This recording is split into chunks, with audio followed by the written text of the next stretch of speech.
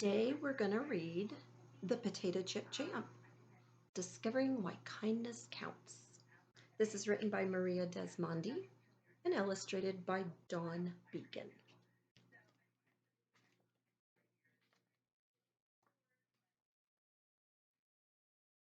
Champ loved potato chips. He ate them on his sandwiches. He crumbled them over his mac and cheese. He mixed them together with ice cream. Champ even dipped chocolate-covered potato chips in ranch dressing. If only his parents would let him eat them all the time.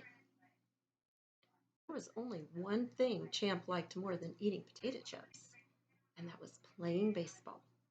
He was a good player, and he knew it. Everything would have been perfect, except that Walter was on the team.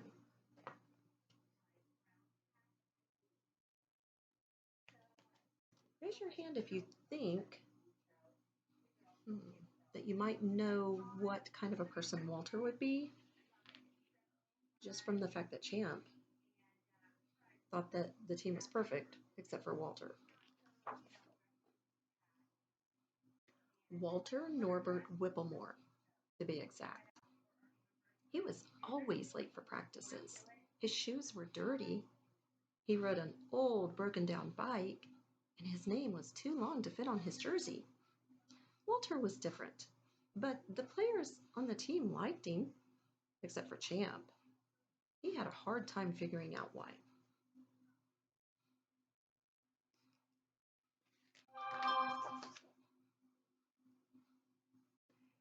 Champ was shocked when he heard Coach announced the unusual fundraiser one day at practice. Champ knew he had to be the winner because the grand prize was a truckload of potato chips. All he had to do was sell the most boxes of chips to win. Champ noticed Walter was getting more hits than anyone else at practice that day. Everyone but Champ cheered for Walter. Champ rolled his eyes and groaned.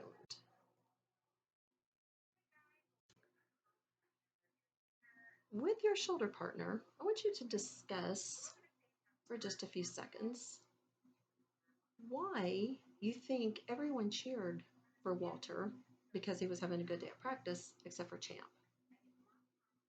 What do you think it was that made Champ not want to be happy for Walter?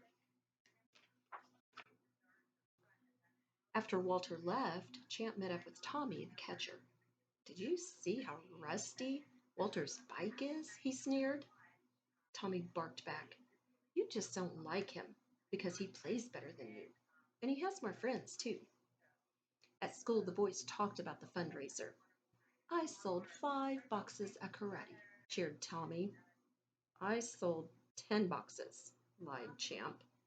Hey, Walter, you like chips, too. How are you doing? Asked Tommy. I'm doing okay. I don't have as much time to sell the chips because I have a paper route, Walter added. Answering with a mouthful of dill pickle chips, Champ mumbled, well, I plan on winning. They call me Champ for a reason.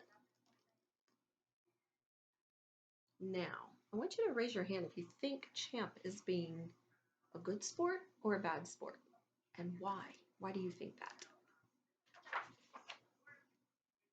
When Champ broke his leg sliding into home plate, he was devastated. He couldn't play ball for the rest of the season, and he would miss playing in the big game. Champ was so bored he really missed playing baseball and seeing his friends. He started making up games by nibbling on his chips and making letters out of them. Just as he was making the letter C out of barbecue chips, there was a knock at the door. Champ peeked out the window. Oh, it's Walter, he sighed. Wonder why Walter's coming to visit. Let's find out. Walter was shivering from the cold rain. Now, if Walter rode all the way over to Champ's house in the cold rain, I wonder what's so important. And I want you to raise your hand if you think Champ would ride his bike all the way over to Walter's house in the cold rain just to go see him. I don't think so either. Hi, Champ. I brought over some cards. I heard you like to play, said Walter.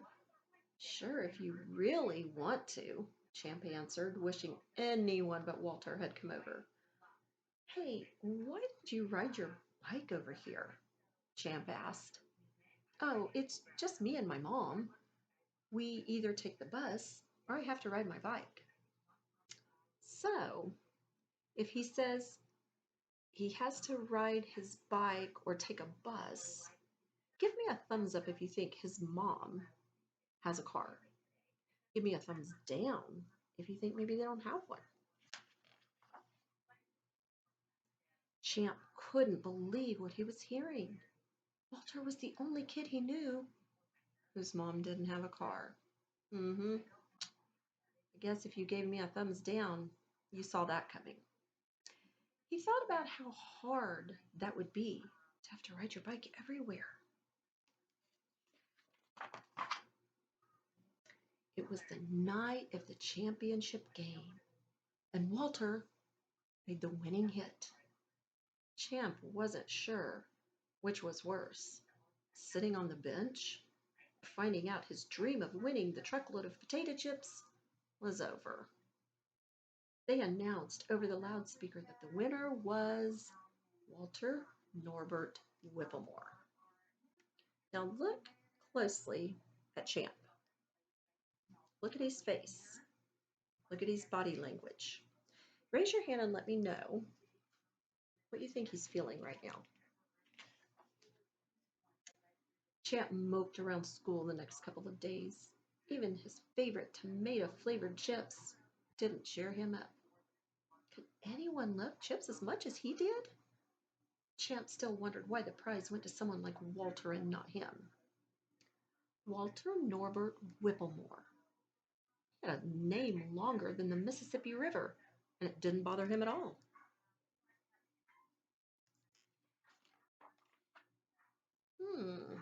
Okay, before we read any more, take a close look at this picture. Raise your hand and tell me what you see in this picture. I see the same thing, a big truck full of boxes, and it pulled up to someone's house. With your shoulder partner, I want you to share what you think might be in all these boxes. When Champ got home from school on Friday, there was a huge truck parked in his driveway, unloading box after box of chips was Coach and Walter. So, some of you might have guessed what was in those boxes, and you might have guessed that they were at Champ's house. What are you doing? Asked Champ. I'm giving you all the chips. Walter smiled. Thanks, but... Before Champ could finish, Walter spoke. Look, I'm crazy about chips too, but you couldn't play ball, and it's hard to sell boxes of chips with a broken leg. I know what it's like to really want something. I want you to have the chips. Raise your hand if you think if Walter had a broken leg and he couldn't sell chips, but Champ won all the chips because he could, do you think he would have done the same thing for Walter? But, I don't deserve them, Champ stuttered. Right then, Champ looked around his garage and he saw a brand new bike, 2 skateboards, a scooter, and fancy rollerblades. How come he didn't see it before? He felt a tightening in his chest. Raise your hand if you can tell me what that means, that the author put in there that he felt a tightening in his chest. Champ had so much. Why did he always want more? Standing there in front of Walter was really hard. Walter didn't have anything but an old rusty bike. All right, we can split them But I'm not leaving here with all these chips, laughed Walter. Deal, answered Champ. You know, Walter, you're the one they should call Champ. Because being a champ isn't about having the nicest things, it's all about who you are. No wonder you have so many friends. The boys shook hands, and that marked the beginning of a new friendship.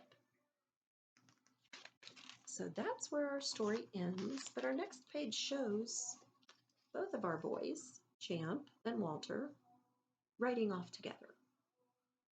So raise your hand and tell me why you think they might be riding together now and where you think they might be going.